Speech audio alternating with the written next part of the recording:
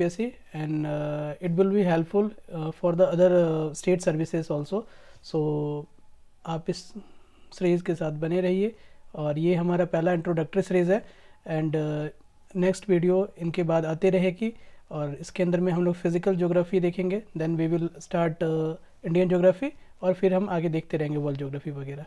Okay, so this is the first session of physical geography and इसके अंदर में थोड़ा सा हम लोग आइडिया ले लेते हैं कि जब हम लोग सिविल सर्विसेज की प्रिपरेशन कर रहे होते हैं तो ज्योग्राफी के अंदर में हम क्या क्या पढ़ते हैं. वी रीड फिज़िकल ज्योग्राफी पहला, देन इंडियन एंड फिर world geography and human geography. Okay, so ये 4 चीज़ हमको पढ़ना होता है एंड बेसिकली जो स्टेट सर्विसेज है उसमें आपका फिज़िकल ज्योग्राफी और इंडियन ज्योग्राफी बहुत काम आने वाला है एंड वर्ल्ड ज्योग्राफी भी आपको ये काफ़ी हेल्प करेगा कनेक्शंस बनाने में. सो एंड ह्यूमन ज्योग्राफी का थोड़ा बहुत हम लोग आइडिया ज़रूर लेंगे एंड तो बेसिकली ज़्यादा आपको जो क्वेश्चंस मिलते हैं वो फिज़िकल ज्योग्राफी और इंडियन ज्योग्राफी से मिलते हैं. लास्ट टाइम भी अभी जो पेपर हुई है BPSC की, तो उसमें आप देख सकते हो कि फ़िज़िकल ज्योग्राफी में इन्होंने अब फैक्ट से ज़्यादा कॉन्सेप्ट पे ध्यान दिया है. सो उसी माइंडसेट के साथ हम भी फिज़िकल ज्योग्राफी को यहाँ पे कवर करेंगे. We will look all the conceptual part जिससे फैक्ट्स भी हमारे आसानी से हो जाएंगे एंड फिर हम लोग उसके बाद इस सीरीज़ के मतलब फिज़िकल ज्योग्राफी ख़त्म होने के बाद फिर हम इंडियन ज्योग्राफी शुरू करेंगे. Okay, so here we are to target physical geography for again BPSC, UPSC and it will be helpful for other state services as well. So physical geography हम लोग इसके अंदर में क्या पढ़ते हैं. ओके, सो यहाँ पे हम देख रहे हैं फिज़िकल. ओके, सो फिज़िकल ज्योग्राफी के अंदर बेसिकली हम 3 चीज़ पढ़ते हैं. एक तो हम लोग लिथोस्फेयर कवर करते हैं, दूसरा हम लोग एटमॉस्फेयर इसके अंदर में कवर करते हैं and we also cover hydrosphere. Okay, so this is what we are going to cover in the name of these segments. Lithosphere के अंदर में, एटमॉस्फेयर के अंदर में, हाइड्रोस्फेयर के अंदर में हम फिज़िकल ज्योग्राफी को समझते हैं and this will be applicable for the whole of the world. ठीक है, ये हर जगह पे अप्लाई होने वाली है. ऐसा नहीं है कि बस ये इंडिया के ऊपर अप्लाई होगी. अगर हम लोग एक माउंटेन का फॉर्मेशन पढ़ रहे हैं तो वो हम लोग देखेंगे किस तरीके से ये जो फॉर्मेशन है डिफरेंट प्लेट्स के कारण जो माउंटेन का फॉर्मेशन हो रहा है. हम लोग फोल्ड माउंटेन देखेंगे, ब्लॉक माउंटेन देखेंगे, फिर हम लोग वॉल्केनोज के बारे में देखेंगे, अर्थ के क्वेक का क्या रिलेशंस है, तो वो सभी चीज़ देखेंगे और वो हर जगह पे एक ही जैसे अप्लाई होगा. ओके, सो हम लोग लिथोस्फेयर, एटमॉस्फेयर और हाइड्रोस्फेयर को पढ़ेंगे और इन तीनों का कनेक्शन बनाने के बाद हम लोग समझेंगे कि किस तरीके से बायोस्फेयर, ओके, जो बायोस्फेयर है, ये जो हमारा बायोस्फेयर है जहाँ पे लाइफ एग्जिस्ट करता है, तो how the interaction between the lithosphere, atmosphere and the hydrosphere, जहाँ पे ये लाइफ पॉसिबल हो पाता है. ओके, तो चलिए शुरुआत करते हैं फिज़िकल ज्योग्राफी के सेशन में. आप बने रहिए इस वीडियो के साथ. हर नेक्स्ट वीडियो में हम लोग पूरे सिलेबस को ख़त्म करेंगे काफ़ी अच्छे से. पूरे कॉन्सेप्चुअल चीज़ों पे ध्यान दिया जाएगा बिकॉज आप अभी जो रिसेंटली BPSC जो हुई है 12 तारीख को, ओके, आप उसके ऊपर ध्यान दो तो आप ज़रूर इस बात को गौर कर पाओगे कि इस बार कॉन्सेप्चुअल कॉन्सेप्ट्स के ऊपर ज़्यादा ध्यान दिया गया है rather than they are asking that factual part. Okay, so हम लोग भी उस तरीके से करेंगे. एक बार जब भी आपका कॉन्सेप्ट लाउड एंड क्लियर रहेगा देन आप चीज़ों को काफ़ी अच्छे तरीके से क्वेश्चंस को कन्वर्ट कर पाओगे. Okay, so let us start. तो सबसे पहले हम देखते हैं कि ज्योग्राफी जो वर्ड है, ओके, कुछ हमको वोकैब के ऊपर काम करने होंगे because without building a vocab with the respective subject चीज़ों को समझना काफ़ी मुश्किल होती है. सो सबसे पहले हम देखते हैं कि ये जो ज्योग्राफी वर्ड है वो खुद 2 शब्दों से मिलके बनी हुई है, जियो प्लस ग्राफी. आप जहाँ पे भी जियो देखना इट मीन्स अर्थ. ओके, आप अर्थ के रिस्पेक्ट में इसको समझ सकते हो. Then graphy means study. So it is all about the study of earth. Geography is all about the study of earth. ये जो वर्ड है ज्योग्राफी वो क्वाइन करा गया था पहली बार एराटोस्थेनेस के द्वारा. ओके, देन इसी ज्योग्राफी का फादर कहा जाता है हेक्टस को. ओके, एंड मॉडर्न ज्योग्राफी के फादर कहा जाता है अलेक्जेंडर को. ओके, सो ज्योग्राफी वर्ड आपको पहले समझ जाना चाहिए कि ज्योग्राफी दो शब्दों से मिलके बना है, that is geo plus graphy. Okay, where geo means earth. अब जहाँ जहाँ पे अब आगे जियो देखते जाना ज्योग्राफी पढ़ने में, जहाँ जहाँ पे आपको ये जो जियो वर्ड मिलेगा इट मीन्स अर्थ, चाहे वो जियोलॉजी हो, जियोग्राफी हो, ओके, जियो थर्मल हम लोग पढ़ेंगे, ग्रेडियंट लाइक दैट। तो जहाँ जहाँ पे जियो होगा दैट मीन अर्थ, ग्राफी का मतलब होता है study. So here we are doing study of earth in the name of geography. Okay, so this particular word geography was coined by Eratosthenes and the father of geography जो है वो Hecataeus है, but modern geography के father Alexander को consider करा जाता। Okay, so this is all about the word geography and you should also not know a word geology. Okay, geology क्या होता है? तो study inside the earth, because physical geography में हम लोग इंटीरियर को काफ़ी ज़्यादा इंपॉर्टेंस देंगे, बिकॉज विदाउट इंटीरियर को समझे हुए हम लोग अर्थ के बाहर की चीज़ों को नहीं समझ सकते। लाइक कैसे हमारा एटमॉस्फेयर इवॉल्व करा है, किस तरीके से जो वेदर फेनोमेना एंड जो बाकी चीज़ें हो रही है वो डायरेक्टली कनेक्टेड है हमारे इंटीरियर ऑफ द अर्थ से। So for that reason we have to study the inside the earth. So this is what we are doing in the name of geology. Okay, so you got an idea about geography and the word geology, so we should move forward. So think of a situation, जब भी हम लोग states of matter के बारे में बात करते हैं तो हम क्या बोलते हैं? solid, we say solid, then liquid and gases, normally ये तीन चीज़। सो जब हम अर्थ को भी कंसिडर करते हैं, सो अर्थ के ऊपर भी हम देख सकते हैं easily we can find solid portions, liquid things and the gaseous atmosphere also. Okay, so geosphere, again geo means यहाँ पे ये जो जियो है again earth, so here geosphere means the solid part of the earth surface. Okay, so जितने भी solid part है surface से लेके वो इंटीरियर तक, एक होता है lithosphere. Okay, lithosphere only means the crust plus upper most mantle। Okay, ये चीज़ क्या है इसको और एलोबरेट करके हम लोग पढ़ेंगे, सो कंफ्यूज होने की ज़रूरत नहीं है। लेकिन आप ये ध्यान रखो जब भी हम लिथोस्फेयर बोलते हैं, okay, we are talking about solid part only, but what we are missing the solid core and much more things that is our inside the earth। तो जियोस्फीयर जब भी हम बोलते हैं तो उसमें हम लिथोस्फीयर तो ऑटोमेटिकली कवर हो जाता है, बट उसके साथ साथ अर्थ के इंटीरियर में बाकी भी जो सॉलिड हमको रीजन्स मिलते हैं उसको भी हम लोग कंसिडर करके चलते हैं। So geosphere is all about the solid part of the earth, surface to centre of the earth. तो जब हम सरफेस से, सपोज ये सरफेस है, ओके, एंड यहाँ पे आप हो, जब यहाँ से आप centre interior of the earth की तरफ जाओगे, then you will go approximately 6400 kilometre. Okay, so जब आप यहाँ से लेके यहाँ तक जाते हो और ऊपर में हमारा क्या लगा हुआ? पूरा एटमॉस्फेयर लगा हुआ। So it is beneath the atmosphere and ocean, and as you are going from surface to interior of the earth, जितने भी सॉलिड रीजन आपको मिलेंगे including lithosphere, that all will come under the geosphere. Okay, so next thing is, अब इसी अर्थ को थोड़ा सा हम लोग पाई की आकार में अगर यहाँ से निकाला जाए, okay, then you will find, look, this is your earth and here we can see three main region, that is the outer one is crust, then we will get mantle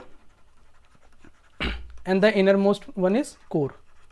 okay, so इसको भी थोड़ा और अच्छे से हम differentiate कर सकते हैं, like here you can see। तो यहाँ पे आप देख सकते हो, जब इसको हम लोग जूम इन करके थोड़ा सा और निकाले तो यहाँ पे जो हमारा ये जो आउटर मोस्ट पार्ट है, ठीक है, अप टू 100 किलोमीटर का, वो हमारा क्रस्ट होता है। Okay, so crust could be like oceanic crust and continental crust. Crust हमारा दो होता है, एक ओशियनिक क्रस्ट होता है, मतलब सपोज ये आपका अर्थ है, okay, and this is your ocean. So this is the continent, मतलब ये आपका लैंड पोर्शन हो गया, and this is your ocean. तो ये जो हिस्सा है पूरा आपका, ये हो गया continental crust and this is your oceanic crust. Overall ये क्या है? तो क्रस्ट है। सो ये कहाँ तक है? It is up to 100 kilometre thickness है, थोड़े बहुत आगे पीछे हो सकते हैं, बट 100 किलोमीटर तक का थिकनेस लिया जाता है। मतलब हम जो सरफेस के बारे में बात कर रहे थे, व्हाट आई वाज टॉकिंग, कि जब आप यहाँ से लेके इंटीरियर ऑफ द अर्थ की तरफ जाओगे, सो आप अप्रॉक्सीमेटली 400 किलोमीटर तक जाओगे, जिसमें क्रस्ट आपका 100 किलोमीटर कवर करता है। एंड नो डाउट ये कॉन्टिनेंटल क्रस्ट का जो थिकनेस है वो कंपेरेटिवली ज़्यादा होगा आपके ओशियनिक क्रस्ट से। ओके, सो ये आपका क्रस्ट हो गया। Then you have after crust you have mantle region. Okay, this is your mantle region. And after that, after mantle you have core region, और कोर को हम लोग दो पार्ट में डिवाइड करते हैं, that is outer core and inner core. Here you can see कि एक बार मैं थोड़ा सा अलग अपना कैटेगराइजेशन करके आपको दिखा देता हूं कि suppose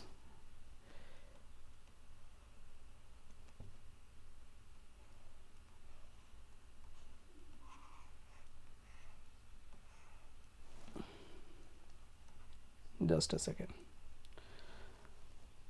Okay, you can look over here. Like this is your crust.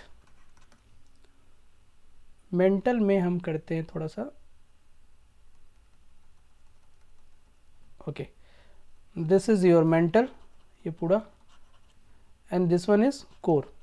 And core में आपको पता है outer core and inner core हम लोग दो रीजन कर सकते हैं। ओके, सो आपको थोड़ा सा फोकस करना है यहाँ पे मेंटल के ऊपर, बिकॉज इससे आप लिथोस्फीयर एंड बाकी चीज़ समझ पाओगे। सो ये ओवरऑल तो हमारा मेंटल है, एंड क्रस्ट तक हम लोग 100 किलोमीटर तक आ चुके हैं। ओके, सो अब मेंटल में देखो, ये मेंटल को मैंने क्या करा है, दो रीजन में डिवाइड किया है। So this is your upper mantle and this is your lower mantle. ये आपका अपर मेंटल है and this is your lower mantle. And in upper mantle too मैं यहाँ पे एक और डिवीजन कर रहा हूँ। So this is your upper most mantle, ये आपका अपर मोस्ट मेंटल होगा, and this is your lower part of upper mantle. So जो हमारा क्रस्ट होता है, ओके, सो ये तो क्रस्ट है हमारा, क्रस्ट प्लस ये वाला पूरा रीजन, क्रस्ट प्लस ये जो है हमारा up to upper most mantle वाला जो रीजन है, दैट इज योर लिथोस्फीयर। ये हमारा क्या हो जाता है, लिथोस्फीयर हो जाता है। मतलब crust plus upper most mental. Upper most कहने का मतलब लाइक यहाँ पे हम लोगों ने मेंटल को दो पार्ट में डिवाइड करा था, upper mantle, lower mental. Upper mantle में भी दो डिवीजन, एक अपर मोस्ट मेंटल और एक lower part of upper mantle. ठीक है, so crust plus upper most mantle मिलके क्या हमारा बनता है, that is our lithosphere. Okay, that is our lithosphere. So अब आप इस डायग्राम पे ध्यान दो।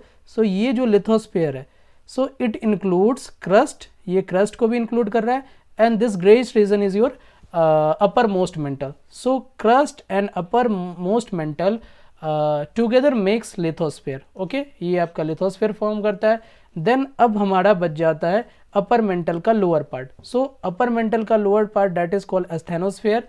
उसके बाद फिर जो हमारा होता है like lower mantle, that is your mesosphere, उसको हम लोग मेसोस्फीयर रीजन बोल सकते हैं।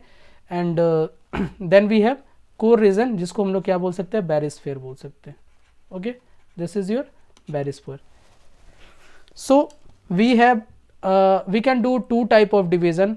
एक तो हम लोग क्रस्ट मेंटल कोर के अंदर में डिवाइड कर सकते हैं, एंड इस क्रस्ट मेंटल कोर को फिर हम लोग एक अलग रीजन के तौर पे अलग डिवीजन दे सकते हैं, that is lithosphere, asthenosphere and mesosphere, then barysphere. पूरा कोर वाला पोर्शन हम लोग बैरिस्फीयर रीजन बोल सकते हैं। ओके, सो ये जो हमारा है, this is your chemical differentiation. And ये जो हम लोग lithosphere, asthenosphere, mesosphere and barysphere के अंदर में डिवीजन कर रहे हैं, this is your mechanical differentiation. Okay, so ये चीज़ आपको समझ में आ रहा है। फिर हम लोग यहाँ पे जियोस्फीयर को देख चुके। एक जियोस्फीयर हमारा क्या था, let us recall what was a geosphere. All the solid part from surface to interior, अब तक इंटीरियर तक हम लोग जाते हैं, तो ये हमारा सरफेस है जिसके अंदर में we also include lithosphere. Okay, so after that we have atmosphere. Okay, so what is atmosphere, here we will take a little view of it, क्योंकि आगे एटमॉस्फेयर को काफ़ी डिटेल में हम लोग कवर करेंगे। यहाँ अभी हम थोड़ा इंट्रोडक्टरी पॉइंट ऑफ व्यू से देखेंगे, ताकि हम चीज़ों को कनेक्ट कर पाए और एक आइडिया लगा पाए what we are going to read over here. Okay, so उसके बाद हम डिटेल में हर चीज़ों को करते चलेंगे, पहले एक आइडिया हो जाना चाहिए। सो जिस तरीके से हम लोगों ने यहाँ पे क्या देखा, जियोस्फीयर देखा कि total solid portion of our earth, और उसके अंदर में लाइक हम लोगों ने देखा कि अर्थ को इंटीरियर जब हम देखेंगे तो उसको क्रस्ट, मेंटल, कोर के तौर पे डिवाइड करेंगे। इसको क्रस्ट, मेंटल एंड कोर, इन सब चीज़ों को भी और डिटेल में हम कवर करेंगे। जस्ट एक हम लोग ओवरव्यू ले रहे हैं कि वेन एवर वी से जियोस्फीयर, तो उसके अंदर में हमको क्या क्या मिलता है। हमको लिथोस्फीयर एंड बाकी चीज़ें भी मिल रही है। तो after this here we have atmosphere, जिसके अंदर में in which we are looking gaseous layer that surrounds the earth. So what is atmosphere? ये हमारा सपोज अर्थ है और इसके चारों ओर जो हमारा ये गैसियस लेयर है जो कि ग्रेविटी के कारण हिल्डेड है। Okay, this is here because of gravity. तो ये ग्रेविटी के कारण यहाँ बना है, नहीं तो ये गैस है, काफ़ी इजली ये स्केप कर सकते थे। सो अर्थ की ग्रेविटी इसको अपने पास पुल करके रखी हुई है। So gaseous layer that surround the earth is our atmosphere. ये शैलो लेयर है। Okay, why is this is shallow? Because 99% of the gas जो है वो 30 किलोमीटर तक के रेंज में आ जाते हैं। Okay, so like you can see over here, this is the layer of atmosphere, जहाँ पे हम लोग अर्थ के सरफेस से जैसे जैसे ऊपर की तरफ जाएंगे we will get troposphere, stratosphere, mesosphere and then we have exosphere. Okay, the external one. So what we will see कि up to like you look, troposphere हमारा 18 से 20 किलोमीटर तक होता है। ओके, सो उसके बीच में हम थोड़ा सा बात करें, if this is our 30 kilometre range, तो यहाँ तक 90% गैसेस लगभग आ जाते हैं। क्यों? क्योंकि जितने भी हैवियर गैसेस होते हैं वो ड्यू टू ग्रेविटी अर्थ के पास होते हैं। ओके, एंड जो लाइटर गैसेस होते हैं वो थोड़े से ऊपर की लेयर में स्केप कर जाते हैं। सो इसीलिए atmosphere is our shallow layer as 99% of gas comes under the 30 kilometer of the earth. And what actually happen in atmosphere? Energy exchange take place between surface and atmosphere. Energy का source कौन है हमारे earth के लिए? Like this is sun, and sun से जो भी insolation आते हैं, जो सोलर रेडिएशंस आते हैं, वो अर्थ रिसीव करती है। And earth after getting heat up वो फिर क्या करती है? उन चीज़ों को रेडिएट करती है। ओके, सो शॉर्ट वेव के फॉर्म में sun, suppose this is our surface earth, sun से वेव आती है शॉर्ट वेव के फॉर्म में एंड अर्थ उसको रेडिएट करती है लॉन्ग वेव के फॉर्म में। ओके, ये सेम क्वेश्चन इस बार के बीपीएससी में 68 बीपीएससी के अंदर में भी आप देख सकते हो कि पूछा गया था। ओके, सो अर्थ जो हीट रेडिएट करती है वो किस वेव के फॉर्म में? सो वो लॉन्ग वेव के फॉर्म में करती है। ओके, तो ये काइंड ऑफ क्या है? ये एक्सचेंज ऑफ एनर्जी होते हैं और इसी लॉन्ग वेव को हम लोग आगे के क्लासेस में पढ़ेंगे कि किस तरीके से CO2 वगैरह जो है इसको ट्रैप करती है, जिससे हमारा एक एटमॉस्फेरिक टेम्परेचर एवरेज मेंटेन रहता है।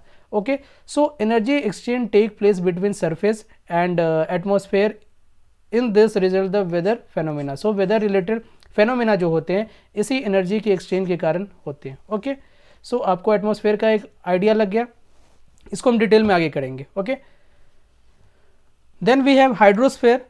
हाइड्रोस्फेयर हो गया dynamic mass of continuous moving water, dynamic mass of continuous moving water that is from ocean to atmosphere. Okay, हमारे पास वाटर बॉडीज होते हैं ओशियन के तौर पे एंड यहाँ से ड्यू टू इवेपोरेशन क्या होता है, वाटर वेपोराइज होके ऊपर एटमॉस्फेयर में जाती है, फिर ऊपर में उनका कंडेंसेशन होकर फिर वो नीचे की तरफ आते हैं। सो ये एक साइकिल चलते रहता है, जो हम स्कूल्स में भी पढ़ते हैं, वाटर साइकिल वगैरह, वो चलते रहता है। लैंड्स के ऊपर क्या होता है, सपोज ये लैंड है तो इसके ऊपर जो हमारे फॉरेस्ट कवर होते हैं, ठीक है, उससे फिर क्या होता है, इवेपो ट्रांसपिरेशन होता है, मतलब जो एक्सेस ऑफ वाटर होता है वो अपने स्टोमाटा से रिलीज करते हैं।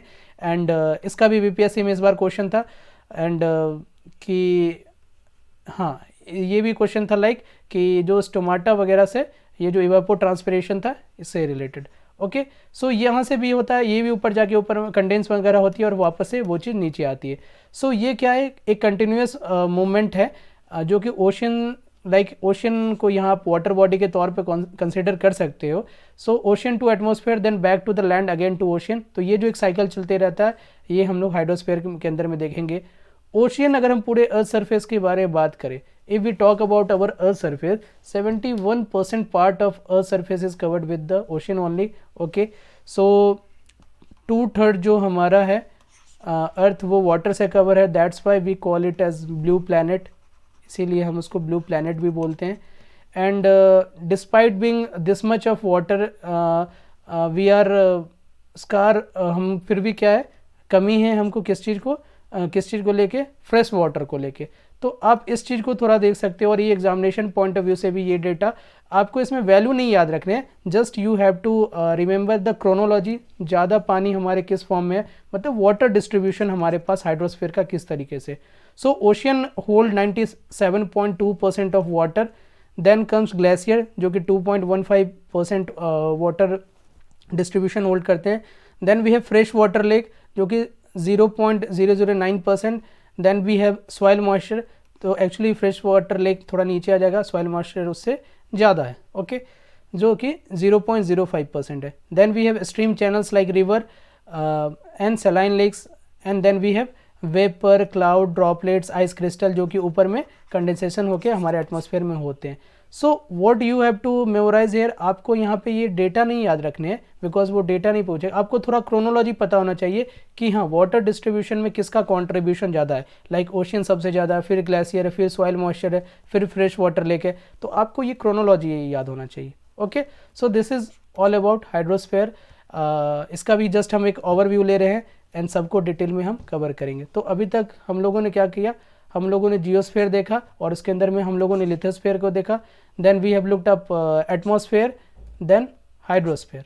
ओके, सो अब एक चीज़ देखिए आप यहाँ पे कि lithosphere, hydrosphere, lithosphere that is your land part, hydrosphere पानी वाटर पोर्शंस, एंड एटमॉस्फेयर, इन तीनों का जो इंट्रैक्शन होता है, इन तीनों का इंट्रैक्शन होने पे क्या होता है, वहाँ पे लाइफ एग्जिस्ट कर सकता है।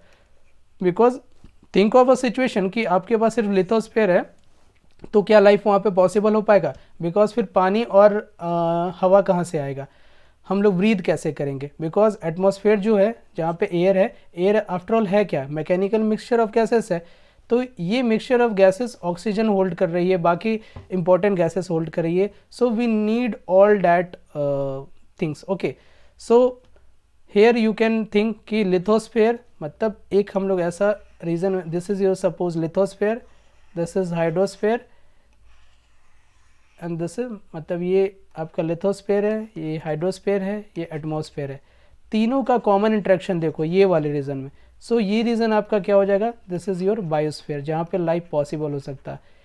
सेपरेटली सिर्फ लिथोस्फेयर में, हाइड्रोस्फेयर में या एटमॉस्फेयर में या फिर पेयर में भी, इवन लिथोस्फेयर और एटमॉस्फेयर हो या सिर्फ लिथोस्फेयर हाइड्रोस्फेयर हो, लाइफ पॉसिबल नहीं हो सकता, लाइफ एग्जिस्ट नहीं कर सकता। For this we need the interaction of all these three. तो वो जो कॉमन रीजन होगा जहाँ पे इन तीनों का इंट्रैक्शन हो रहा होगा, एबिलिबिलिटी होगा, that will be your biosphere जहाँ पे लाइफ एग्जिस्ट कर सकता है। Okay, so we have seen about these things. तो फिजिकल ज्योग्राफी में बेसिकली इसी चीज़ को हम लोग डिटेल में पढ़ते हैं, हम लोग लिथोस्फेयर, हाइड्रोस्फेयर एंड एटमॉस्फेयर इसको डिटेल में पढ़ते हैं, बिकॉज हाइड्रोस्फेयर जो है हम ओशियोनोलॉजी के अंदर पढ़ते हैं, एटमॉस्फेयर पूरा हम लोग डिटेल में क्लाइमेटोलॉजी उस चीज़ को पढ़ते हैं कि किस तरीके से क्लाइमेट कहाँ पे कैसी है। ओके, एंड लिथोस्फेयर वगैरह हम लोग देखते हैं जिसके अंदर में हम लोग डिफरेंट टाइप ऑफ क्रस्ट देखेंगे।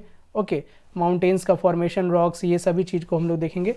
सो इन चीज़ों को समझने के लिए हमको अर्थ का इंटीरियर समझना होगा। Okay, so for this we need to understand interior of the earth, जो कि हमारा अर्थ का इंटरनल स्ट्रक्चर कैसा है।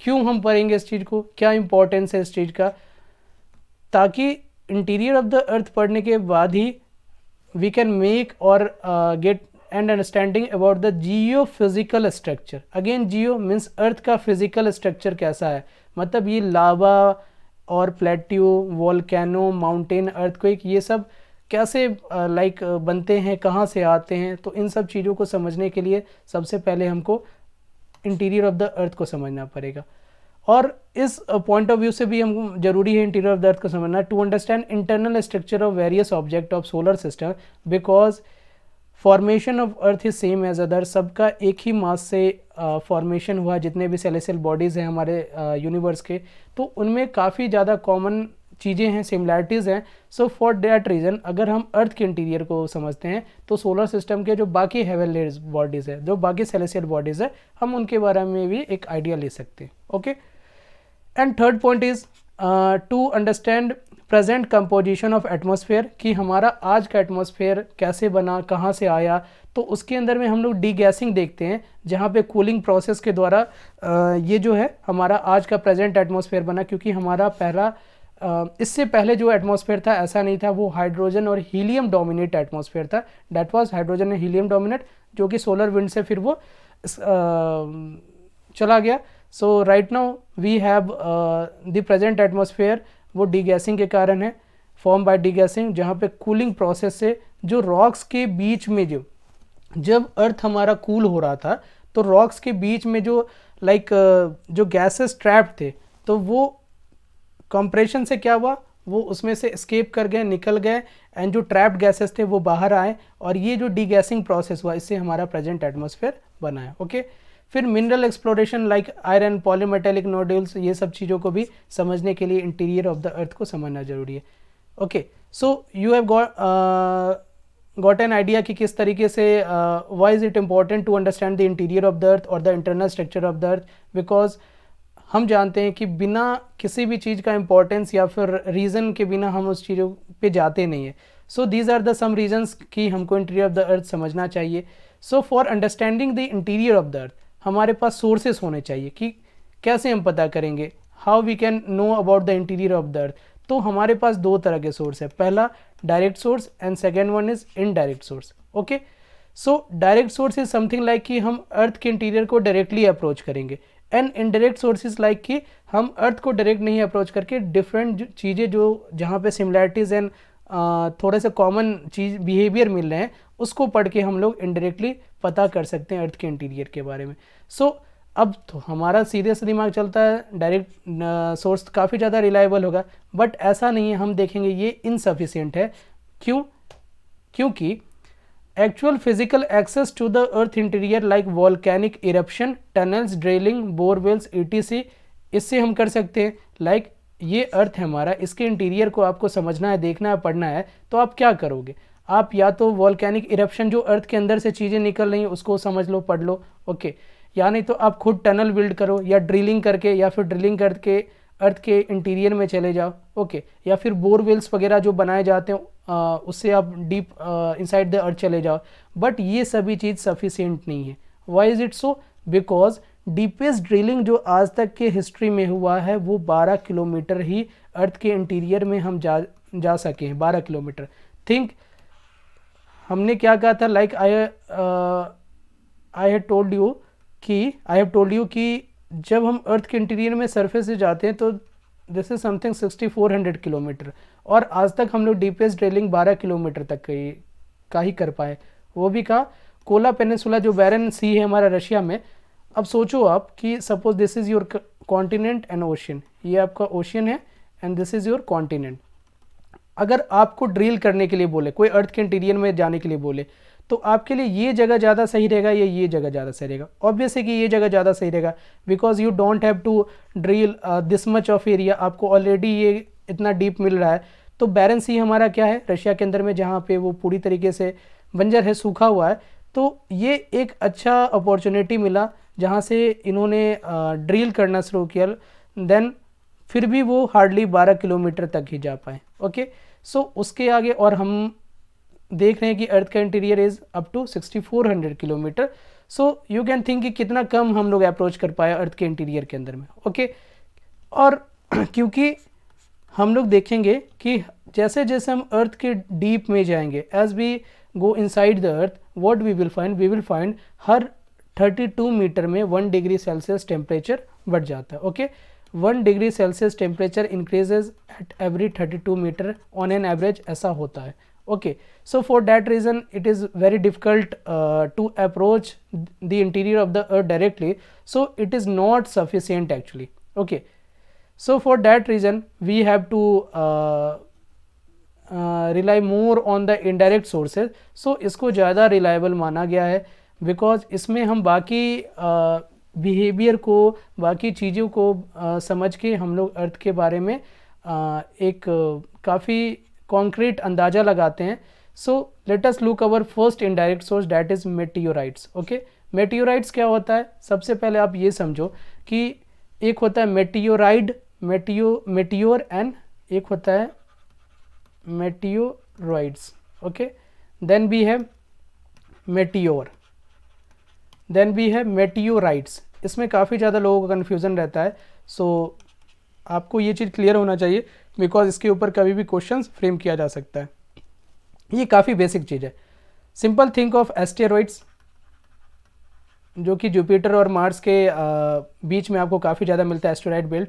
तो जब भी एस्टेरॉइड क्या होते हैं, थोड़े से लार्जर रॉक्स होते हैं, जब इनका फ्रेगमेंटेशन हो जाता है तो वो बदल जाते हैं मेटेओराइट्स में, और क्योंकि उनका मास थोड़ा छोटा हो जाता है, सो वो कई बार अर्थ और बाकी प्लैनेट्स के भी ग्रेविटी के इन्फ्लुएंस में आ जाते हैं। So whenever asteroid get fragmented, वो और छोटे हो जाते हैं, तो वो मेटेओराइट्स बन जाते हैं। और ये मेटेओराइट्स जब अर्थ के ग्रेविटी में आके एटमॉस्फेयर में ही जल जाते हैं ड्यू टू फ्रिक्शन, तो उसको हम लोग मीटियोर बोलते हैं, ओके, जिसको हम लोग शूटिंग स्टार भी बोलते हैं। एंड कई बार ये मीटियोर एटमॉस्फेयर के फ्रिक्शन को भी ओवरकम करके जब अर्थ को हिट कर देते हैं, देन व्हाट वी गेट, हमको मेटियोराइट्स मिलते हैं। Okay, so we get meteorites on the surface of the earth जो कि स्ट्राइक करते हैं। So suppose we are here और यहाँ पे एक मेटेओराइट गिरा हुआ मिला। Okay, so every one will rush, like scientist will rush कि इसका स्टडी करते हैं, बिकॉज अभी भी हम लोगों ने देखा कि सब तो सिंगल मास से बना हो तो कुछ तो सिमिलैरिटी मिलेगा।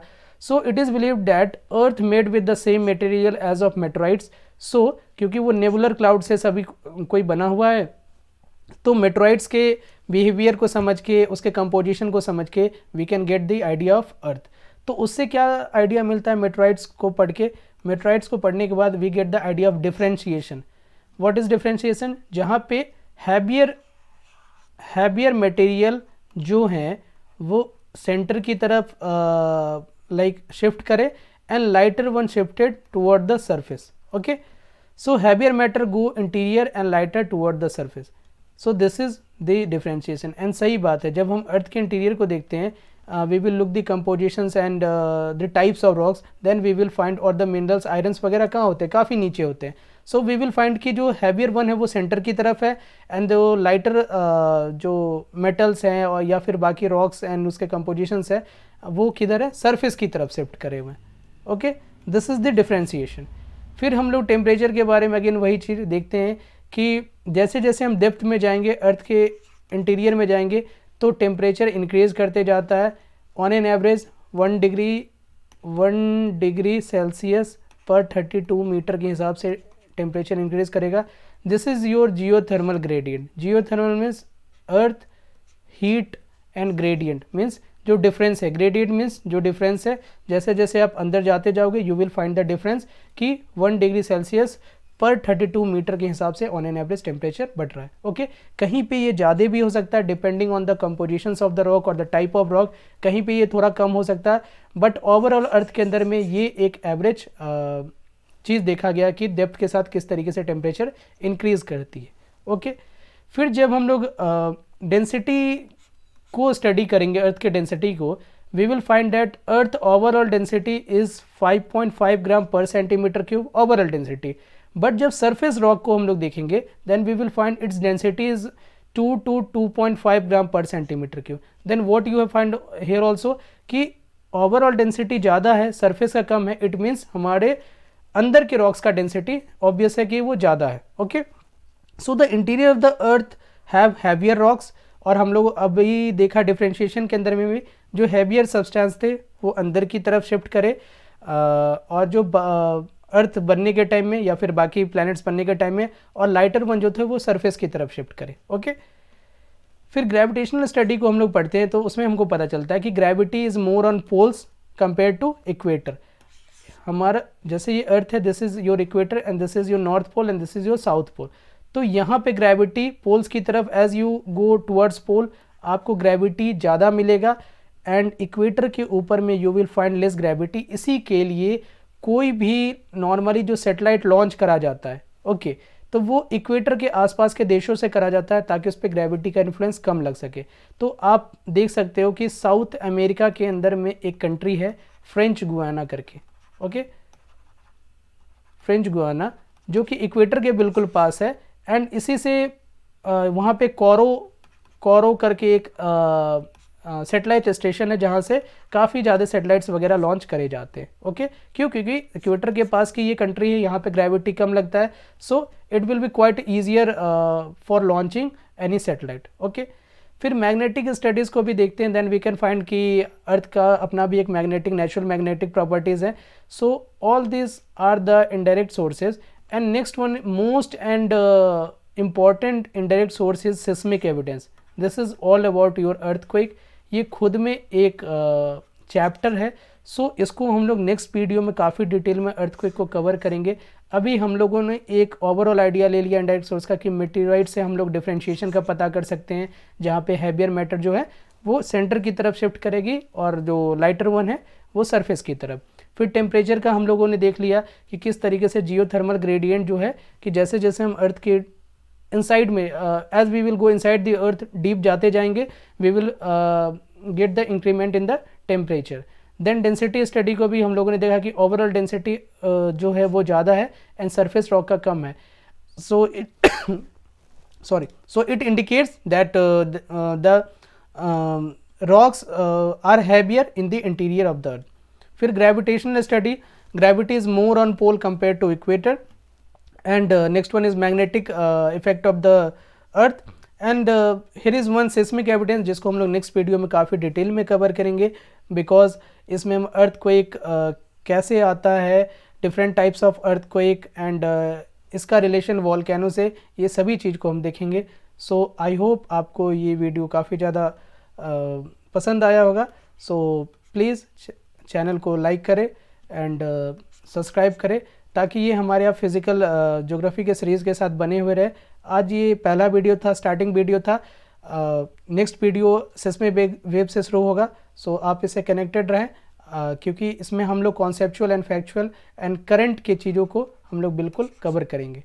Okay, so thank you all of you.